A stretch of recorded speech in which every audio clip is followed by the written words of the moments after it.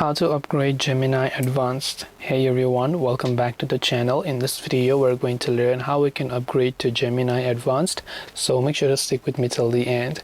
If you want to upgrade to Gemini Advanced, basically what you can do is go to gemini.google.com, or you can open the Gemini app. As soon as you open up any of the Gemini platforms, you'll also find a little icon that will advertise the Advanced for you. So it says try Gemini Advanced on the top right hand side of my web browser. So I can simply click on try Gemini Advanced option, and you can see Gemini Advanced, get Gemini Advanced and more with a Google One AI premium plan. So you have to pay $0 for 2 months, which you have got a premium subscription for free trial.